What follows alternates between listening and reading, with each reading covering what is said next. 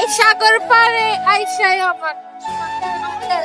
আসসালামু আলাইকুম। Hello everyone, সবাই কেমন আছেন? আলহামদুলিল্লাহ আমি ভালো আছি। আমি সাজামানি আজকে নতুন একটা ভিডিও নিয়ে চলে আসলাম আবার আপনাদের মাঝে। তো যদিও আমরা এটার আর একটা ভিডিও আপনাদের সাথে শেয়ার করেছি, তো এটা হচ্ছে দ্বিতীয় পার্ট। আমি আমাদের ফুল ফ্যামিলি সহ একটা পার্ট ভিডিও আপনাদের সাথে ফুল ভিডিও শেয়ার করতে পারতেছি না, সেই জন্য দুইটার মিলে একটা বানাচ্ছি। তো আসলে আমি আর আমার ননদিনী সবাই মিলে দুষ্টামি করতেছি, একটা জায়গায় গিয়েছি ঘোরার জন্য। আর ওইখানে দেখেন পিছনে সূর্যটা অনেক সুন্দর। তো যদিও সূর্য দেখলে একটা জিনিস মনে পড়ে যায়, ওই সূর্যোদয়ে তুমি, সূর্য অস্ত তুমি, ও আমার বাংলাদেশ প্রিয় জন্মভূমি। যদিও এটা সুর দিয়ে গাইলে অনেকটা ভালো লাগে, কিন্তু আমি সুর দিয়ে গাইলাম না, তার কারণ হচ্ছে আমি গায়িকা না, আমি হচ্ছি নায়িকা। তো আপনাদের সাথে দুষ্টামি করতেছি, আসলে ওরকম কিছু না, কেউ কিছু মনে করবেন না।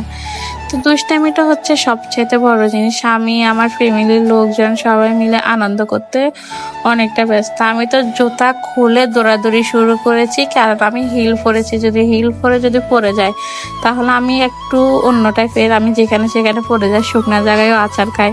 তো নরদিনের সাথে দুষ্টামি করতেছি, দুষ্টামি করতে করতে অনেকগুলা জায়গা ঘুরছি ফিরছি, সবাই মিলে ভালো লাগতেছে। তো হচ্ছে আমার বাসুরের ছেলে দৌড়ে দৌড়ে আসতেছে, আমাকে ডাকে ছোট্ট আম্মি ছোট্ট আম্মি। তো দৌড়ে দৌড়ে আসতেছে আমাদের কাছে। তো এইভাবে আমার ননদিনীকে দেখেন, কার পছন্দ হয় বলেন তো? যার পছন্দ হয় তার থেকে বিয়ে দিয়ে দেবো, কমেন্ট আসে জানেন। তো আচ্ছা, যাই হোক, ফ্যামিলির সবাইকে নিয়ে দুষ্টামি করার মজাটা আপনাদের সাথে শেয়ার করি সব সময়। আমি চেষ্টা করি যে কি সবার সাথে হাসি খুশি থাকা, সবসময় ভালো থাকা। জায়গাটা আসলে অনেকটা সুন্দর, অনেকটা ভালো, যদিও এতটাই না, তো তারপর অনেকটা ভালো লাগবে আপনারা আসলে ঘুরতে। যদি এটা কক্সবাজার বা সি বিচ কোনো কিছু না, এটা হচ্ছে একটা নদী, বেশি কিছু না যে সাগর সাগর না, এটা একটা হচ্ছে নদী। তো এই নদীটাতে আসলে আমরা সবাই মিলে ঘুরে গাড়ে দেখি, একটু করে এনজয় করি। তো নদীটা হয়েছে এখানে আমাদের আউটার বাই মুছাপুরের নদী। এটা তো যদিও আমাদের মুছাপুরের সুইচ ব্রিজটা ভেঙে গিয়েছে। আমি কত বড় খাচ্ছা, কত বড় পেয়ারত দেখছেন। আমি নাড়াইটা এখান থেকে টোকাই নিয়ে ওকে দিচ্ছি খাওয়ার জন্য। তো লাস্টে আপনারা দেখবেন শুধু এগুলা টোকাই খাইতে দিয়েছি, তা আমি আরো কতগুলা তুলে নিয়েছি, ওগুলো আপনাদের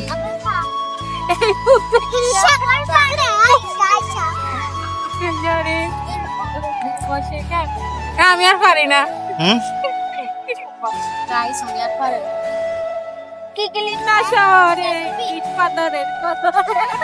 তাই তোমার নাম সাগরে, তাই তোমার নাম সাগরে।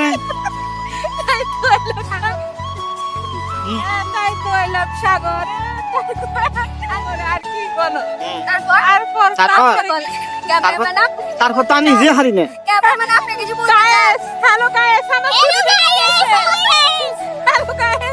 আমার লাখ টাকা চুরি বেরিয়ে গেছে।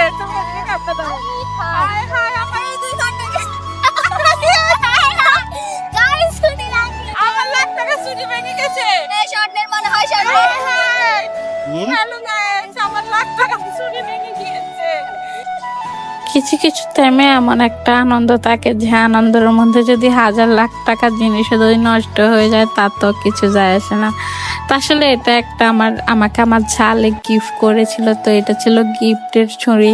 তা আমার কাছে না আসলে কখনো কোনো জিনিস থাকে না, সেটা গিফটের হোক বা নিজে কিনি, যত টাকা দিয়ে কিনি না কেন আমি নষ্ট করে ফেলি। তো এখানে আসছে আমার ননদিনী, আমার হাজবেন্ড, আমার ননসের মেয়ে, একদম সবাই মিলে আসছেন নাড়াই তোলার জন্য।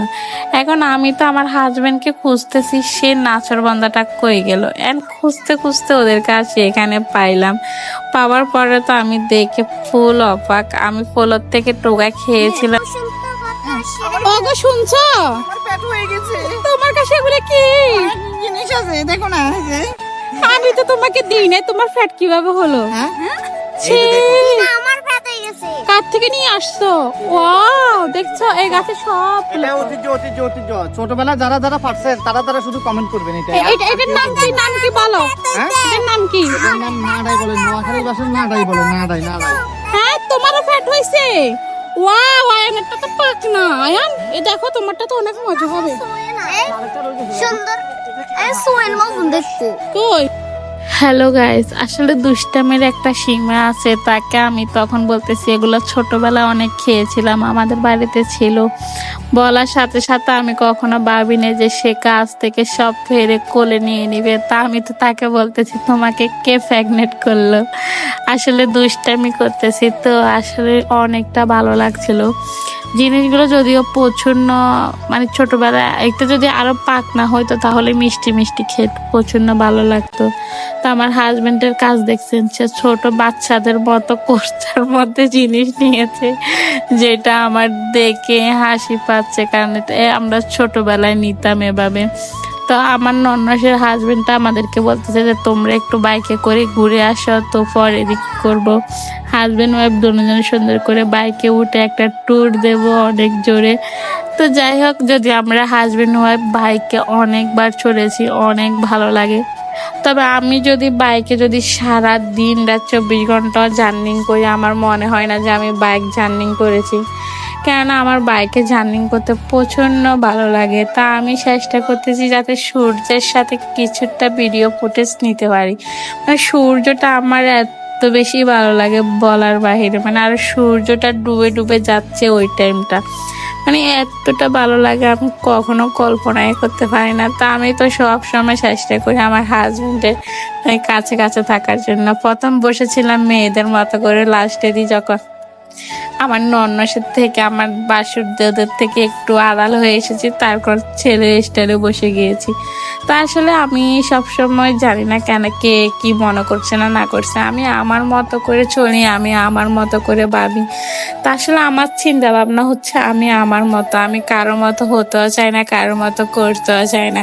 কার কেমন লাগছে অবশ্যই বলবেন। আমি আমার ফ্যামিলি নিয়ে ঘুরতে আমার প্রচন্ড ভালো লাগে। এই ফ্যামিলির মানুষগুলা আমাকে অনেকটা আপন করে নিয়েছে, ফ্যামিলির মানুষগুলো আমাকে অনেকটা কাছে টেনে নিয়েছে। তো আমি হয়তো জীবনে কখনো তাদেরকে দূরে সরাতে পারবো না। এই ফ্যামিলির মানুষগুলোর সাথে থেকে আমি বুঝেছি একটা ফ্যামিলির সাথে থাকতে কতটা ভালো লাগে। যদিও আমি ছোটবেলা আমার ফ্যামিলি এতটা পাইনি।